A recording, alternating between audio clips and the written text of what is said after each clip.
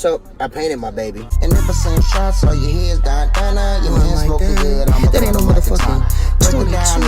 What that is? Oh no, that's that 223. Cause niggas want the drama right till we have to pop out. Hit them with that motherfucking na. Trey songs gone for the summer. Nigga, and I'm dumping. Send a couple shots, know he runner. Keep a K loaded, call it blocker. My little baby chopper. And if I need to, sweep your block up. The modern day, you gotta add the mafia. We here to fuck the block up. Forgot our sons, yeah, you know they got us. All I need is moolah, do you know I got the socks out? But nigga called the cops out. And all you hear is fuck the federal laws. No mercy for your papa, he crying for your mama. And you the type of motherfucker, tell in front your honor. And get your mans locked up and get his ass turned out. If I see a pussy nigga, then I gotta turn his lights out. What's your name? What is going on, guys? It's your favorite pistol packing rapper, MDMA Sosa, aka Sosa Leader Pistol Geek, and I'm back with another video for y'all.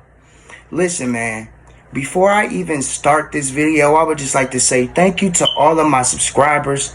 Thank you to everybody that follows Sosa Leader Pistol Geek and that reached out when I posted this poll and actually wanted to hear my life story. So with that being said, you guys are the real ones. And also, I would just like to say that I do not advocate for any of this that I'm going to be mentioning in this video either, because I believe as a human, we can all evolve and we can all change and aspire to be something better than what we are already. With that being said, I guess it's time to let y'all know what it is, man. This is the story from bitch to bull. The story of Sosa Lee Ray. Stressing is life really worth it. I know I'm not best, but I know I deserve it. A coupe in a bitch with your lanes, I be swerving. Yeah, I am amazing, but I am not perfect. Stressing is life really worth it. I know I'm not best, but I know I deserve it. A coupe in a bitch with your lanes, I be swerving. Yeah, I am amazing, but I am not perfect. See, I am not perfect, just know that I'm worth it. Just cut me the check, cause I'm honestly working. Been trapping and stacking, hell yeah, I've been serving my. In this particular story, I am going to be jumping around to multiple time periods of my life. All of them are going to consist in the same time period that coincide with the video title. With that being said, just know that I will have a more conclusive story and I will actually tell you guys everything. If these videos do well, man, if the videos do well, you're going to be seeing your favorite pistol packing rapper doing a book of the same name.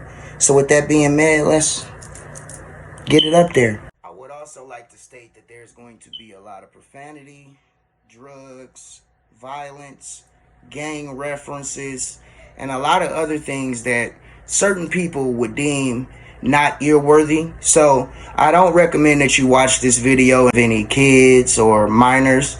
And I also don't recommend that you do or try any of these things that I used to do, because a lesser man would probably be in prison or dead. Giving it a little background, man.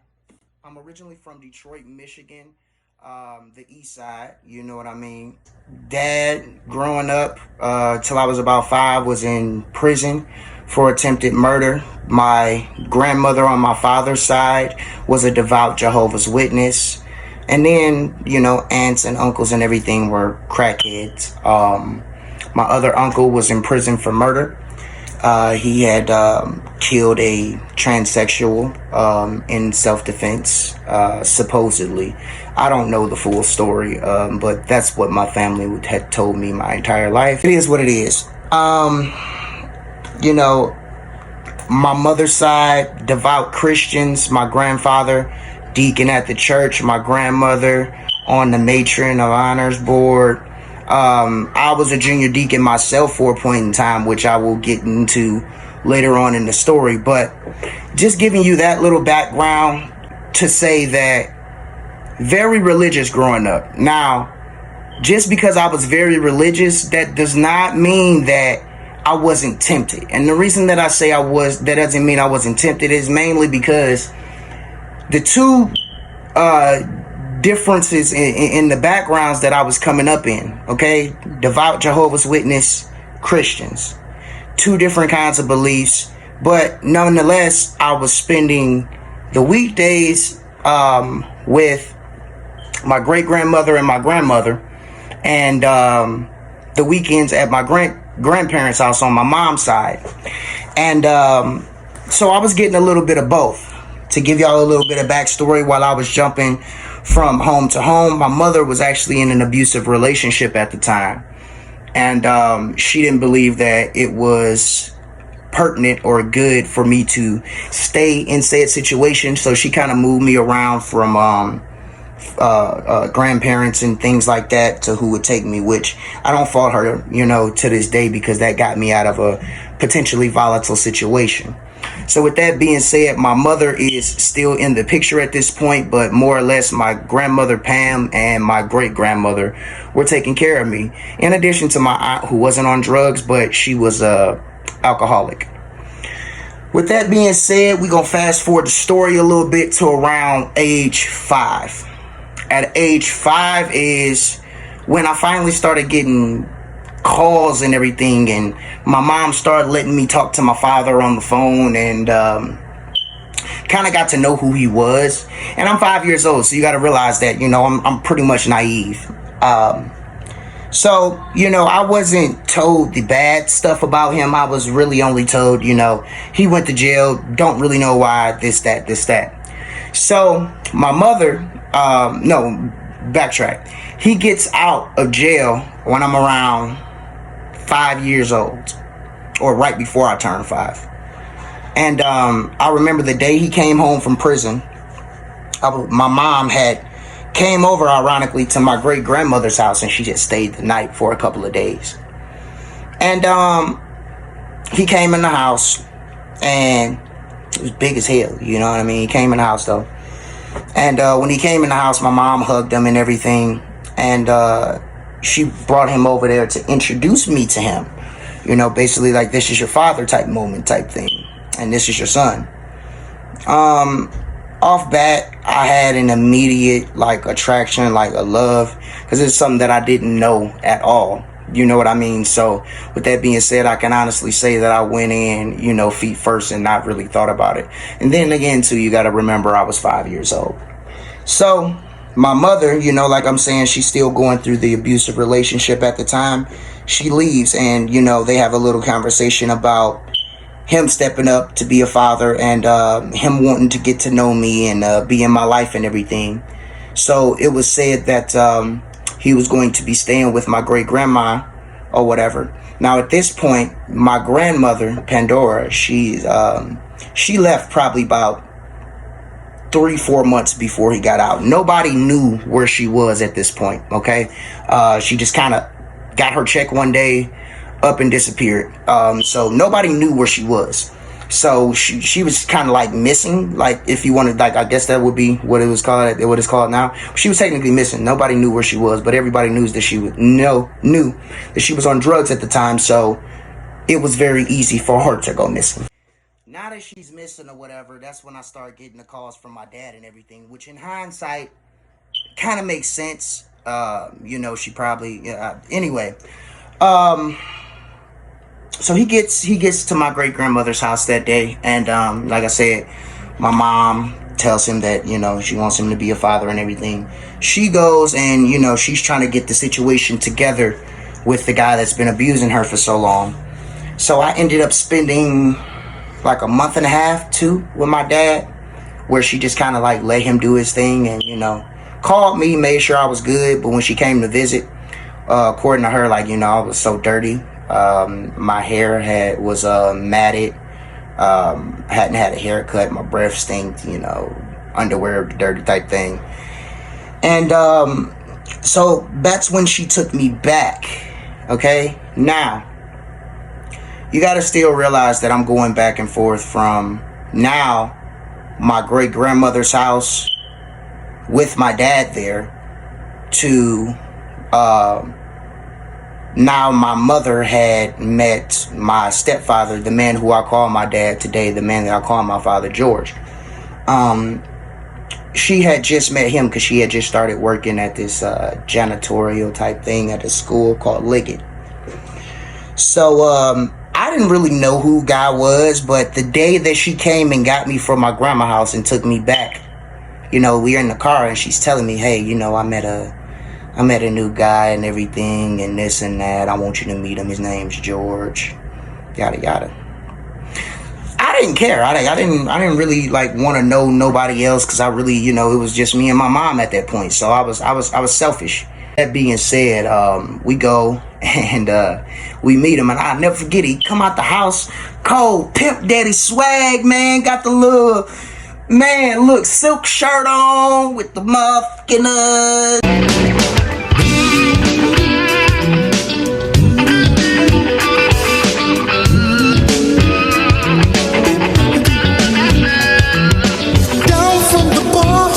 you feel me? Had the Stacy albums booming with the "you don't want none of this here, boy, come pimp me" hat on, and was walking out with the little bow leg like, "Ooh, what's up, baby? Take me to dinner." You feel me? And I immediately, who was buddy? It's George and such and such and such. Bah, punched him straight in the nuts. Yeah, I don't want to know you type shit. You feel me? I tried so hard for this man to leave, and, you know, for him not to be involved in my life, not to want to know him and everything, but he was so persistent in that. You know, to this day, I believe that that's why I'm a good stepfather, because he took the time out to, you know, get to know me and want to learn and different things like that. But anyway, so we go over there, we meet him and everything, and at this point, my mom brings me back to my grandfather's house, because that's where she's staying, because at this point she's left the guy because she's met my stepfather. Part of the story. And I would just like to say, if y'all liking the story so far, I need y'all to go ahead and push that like, share the video, sub to the channel, and turn on post notifications, because it's going to be a part 2, 3, 4, depending on how long these videos get. So now we're back in my grandfather's house. Christians. My grandmother has always been one of those down south mother types. So and she wasn't my mother's real mother. She's my mother's stepmother. My granddad married her probably about 3 months after my grandmother actually passed. My real grandmother died of an asthma attack when my mother was 2.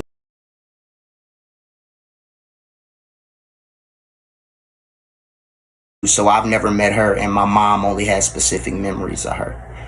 But yeah, we there with them, and my mom and my grandmother hate each other, like no yin and yang there. They clashing. So at this point, I guess my mother started getting calls, and, you know, she's saying, people are saying, "Hey, we seen Anthony over at such and such, and we seen him at the crack house, and he on that shit again," or whatever. At the time, I didn't know what crack was or what that shit is. You know what I mean? So I'm still naive. You know what I mean? So she's not believing it, because she's thinking, you know, I guess I'm not in her head. You know, plus I was 5 years old, but I'm thinking that she's thinking, I highly doubt that he got out and went straight back to smoking crack. You know, I guess, and that's what she's thinking. So I'm still allowed to go over to see my dad and go over my great grandma's house, but now I'm no longer allowed to spend the night. So, at this point, my granddad, it's around Christmas now. You know, we're fast forwarding a little bit. And my grandfather buys me a TV, one of the silver, it was silver, with a little tube on the back. Small, probably like 12, 13 inches. And buys me a VCR DVD combo when they first came out. So this shit was like $200. The, like, you know, the DVD VCR combo. Before HD DVDs, before Blu-ray, before digital. That's what we had. So buys me that. I had a whole bunch of movies like Veggie Tales, Austin Powers and the Spy Who Shagged Me. You know, bunch of movies that I had that I liked growing up and everything. And I remember my mom, it was an impromptu thing. She I guess it was like a spur of the moment type thing. She was late to go somewhere, had to hurry up and come get me from my great grandmother's house and drop me back off at my grandfather's house, so I wouldn't spend the night over there, right? So this particular time I gotta leave, like, you know, that's my stuff over there at my grandmother's house, because I'm back and forth. So I do have a TV and a VCR at my grandfather's house, but I do at my grandmother's house too. Go to my grandfather's house. I'm there for about a week, and come back over to my grandmother's house. And I come in the front, you know, in the little room where all my stuff would be. It's gone. My TV's gone. My My VCR combo's gone. The motherfucker even took the antenna and the remote. But anyway, that's gone. And I immediately jump on the phone, call my mom. Ma, somebody came in here and stole my stuff from grandma's house and da. Hold on. I'm gonna call you back. Blinker. About 5-10 minutes go by. This bitch ass motherfucker and woo. I can't believe. And then she breathed. She's like, L, let me tell you something about your father. Now, I don't know why he decided to do that. You know, I don't know why he decided to steal from you. But mama gonna get your shit back. I promise. I promise you, mama gonna get your shit back.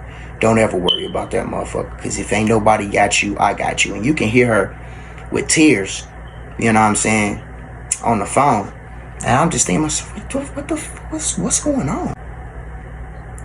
So we ended up going back to my grandfather's house. And me and my mom stayed there for about a good 3 or 4 months after that. And at this time, I had no contact with my father. I wasn't even allowed to talk to my grandmother and them anymore, because my mom felt like this she knew and just didn't say anything. So she was holding a vendetta because of that.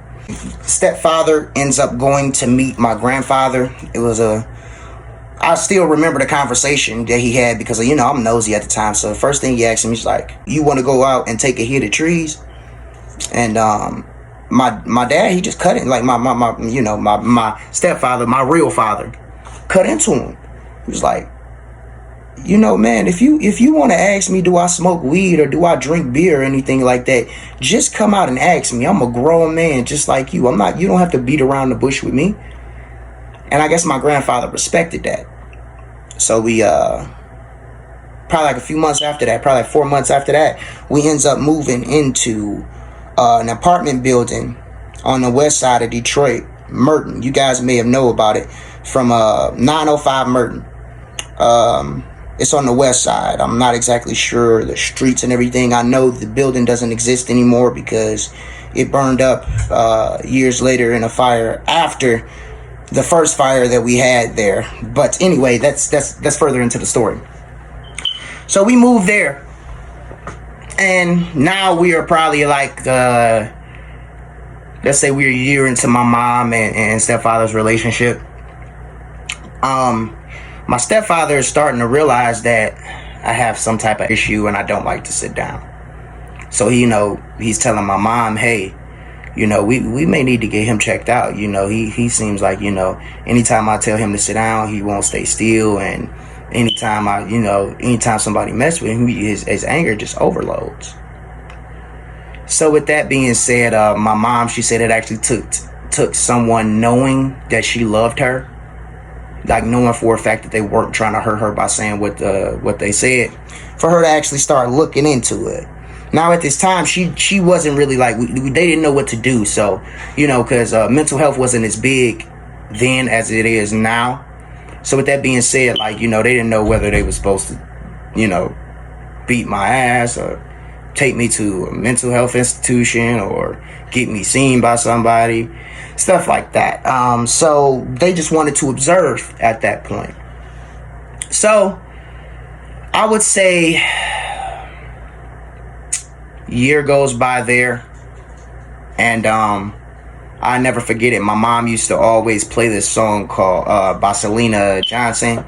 If you want to pay the cost, you better be the boss, or something like that. And she would play that song every day for a year, just to kind of like mess with my stepfather, because she didn't believe that he was actually going to marry her. And she always told him, like, because at this point my little brother Jordan, she had just had him, like he was a newborn. I forgot to mention that, you know, Jordan came probably like 8 months into them being together. But you know what I'm saying, we're gonna talk about it. Anyway, you know, she used to always say, you know, if I don't have a ring on my finger and we haven't walked down the aisle by the time he's 1 year old, then I'm leaving. And would always play that song, man. So the fact that she was always playing this song and saying that, I guess it kind of stuck with him, and he realized that he would lose her. So January 4th, yeah, they took their nuptials, and I was pissed. And it wasn't because I didn't like him. I love my stepdad. You know, he was always cool. He never treated me wrong. But, you know, and being older now, I realized that a lot of the stuff, or a lot of the things that me and him got into it about, it was either because he felt like what I was doing was a stupid way to go about it and didn't know how to say it, or he had already been down that road before and knew how it was going to end. So, you know, shout out to you, Pops. I love you for that. January 4th, they took their nuptials. Like I said, I was mad. Now we're going to get into another part of the story, that Christmas. So they got married in January, and relatively it was quiet all year.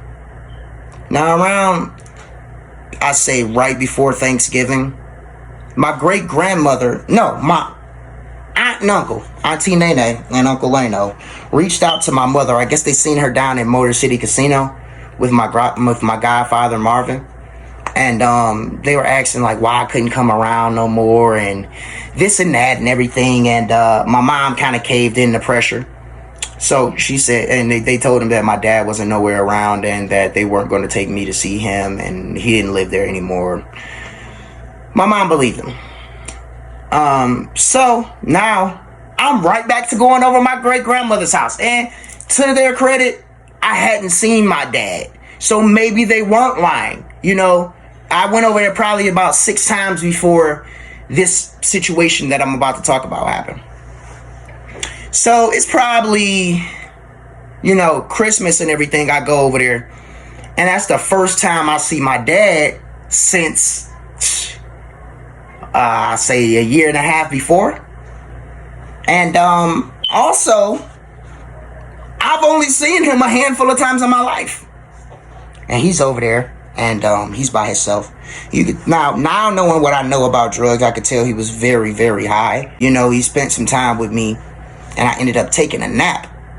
And I woke up, and something of mine was gone, but at the time, my aunt and my uncle convinced me that I just sat it down. I can't remember what it was to this day, but it was something simple of mine that was gone.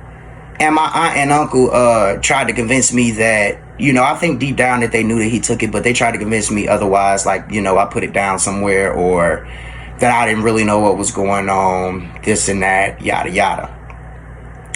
So I'm like, all right, I disregarded it. Never told my mom about it. But the second time, this is early next year. Got to be mid-January, a little bit past Christmas. I go back over to my aunt and my great grandmother's house, and we're in the car. This is like a spur of the moment type thing. If you know what minute phones is, you was probably born in the 80s or the 90s. So I had a minute phone, a Nokia at the time. You know, one of those, the ones that you could throw a brick at and shoot and it won't, you know what I'm saying? You can still use them up. That's the one I had. I wanted to go over to my auntie house. It was still on break, so I mean, you know what I'm saying? I want to go see my auntie. It was still break, you know, for school, so I knew I had a couple of days to go over there and, you know, just chill out, get away from everybody. Gosh, I was so stupid. But so I called my auntie. My mom already said, yeah, it's cool. If your auntie say it's okay and that she'll watch you and that your daddy ain't gonna be there, then I don't care if you go over there. Bet it up. Call my auntie. Hey, auntie, can I come over or whatever? Yeah, that's fine. Yada, yada, yada. Now, that Christmas beforehand, I had got a Japanese exclusive. And I didn't even know it until I was like 22 years old. This was a few years ago. I found out what the hell it was.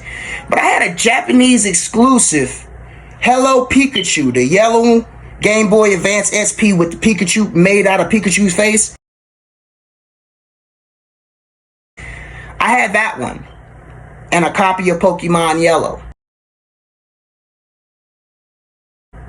I don't know why a Game Boy game came with it. Don't just look. But anyway, thinking about it now, that bundle's going for damn near $2,000. But I had that, and I had a box full of games, at least 8 games, and I also had those the cartridges that had like the Ed, and Eddie, Dexter's Laboratory, stuff like that on there, right? On the little cartridges, the little movies. It came with like 3 movies on there, like 3 cartoon skits. And I had those, and I had my charger in there. Now at the time, I thought I was being slick, so you know, I knew I had it on me, but I also knew that I wasn't supposed to take it. So I was just sitting here like, ain't nothing bad gonna happen. She's dropping me off, and I put it in my bubble coat. Boom, had a whole box in there. Walk, bye, ma, love you. Mwah. I go in my auntie and uncle house. Guess who the hell's sitting there? My daddy and his crackhead girlfriend. Both cracked out. High as hell. Jaws doing the... If you ever been around a crackhead, you know what that jaw cracking, that what that jaw lean is, that... Yeah, they need they fixed. So, I walk in, and it's been so long since I've seen him at that point. Like, I'm just, hey, daddy, how you, you know, gave me a hug and everything. And his girlfriend, I'll never forget her name. Her name was Sabrina. High as hell. Just kept looking at me up and down, kept looking at my pockets, kept looking at what I had on. And I'm just like, so I sit down at the table with my auntie and uncle and everything. And when I sit down at the table, I didn't really think about it. I just immediately pulled out my game system because it was an uncomfortable situation. And I realized that I didn't really want to be there anymore now that I knew that my dad was there. So I'm just kind of like, okay, well, I'm going to try myself out. Boom. Watch a TV show or something. Turn it on. As soon as I turn it on, his girlfriend says, ooh, what's that? I said, it's a Game Boy Advance SP. And my uncle, to his credit, you know, said something at first. He was like, hey, you know what I'm saying? That's his stuff. Leave that shit alone, whatever. And my daddy kind of cut him off, like, let her see. You know what I'm saying? Like, I mean, that's my dad. You know, I don't really know much about you at this point, but I mean, I know you're an adult and you're my father. So, okay, I let her see it. At that point, man, I just really had to go pee because I had been holding it. So I run to the bathroom. Whew. Go pee. At the time, as a kid, it was hard as hell to take all them damn clothes off because I was bundled up. If you know about Michigan weather, you know about being bundled up. But going to the bathroom, finally get all my stuff off, probably take like 5 minutes for me to come back out. I come back out, my dad and the crackhead chick is gone. My game system is gone, and my uncle and auntie is playing the They Don't Know game again. Oh no, that ain't good enough for me. Now somebody gotta tell me what the fuck going on. If y'all like this video, I need y'all to drop a like, share, sub to the channel, turn on those post notifications, because guess what? If you want to hear part 2, I need y'all to drop that family first, amendment second in the comments. Until part 2, and until next time, I love you. Family first, amendment second. Peace. And you know you want to find out what happens next. And if I send shots, all your heads down, your hands smoking good. That ain't no motherfucking 22. Oh no, that's that 223. Cause niggas want the drama right till we have to pop out. Hit them with that motherfucking na. Trey songs gone for the summer. Nigga, and I'm dumping. Send a couple shots, no he runner. Keep a K low, they call it blocker. My little baby chopper. And if I need to, sweep your block up. The modern day, you gotta add the mafia. We here to fuck the block up. Forgot our sons, yeah, you know they got us. All I need is moolah, do you know I gotta slide up. Hop out, do a fucking pop out. Niggas talking reckless, so we had to bring the Glocks out. But nigga called the cops out, and all you hear is fuck the federalized. No mercy for your papa, he crying for your mama. And you the type of motherfucker, tell in front your honor. And get your mans locked up, and get his ass turned out. If I see a pussy nigga, then I gotta turn his lights out. What's your name?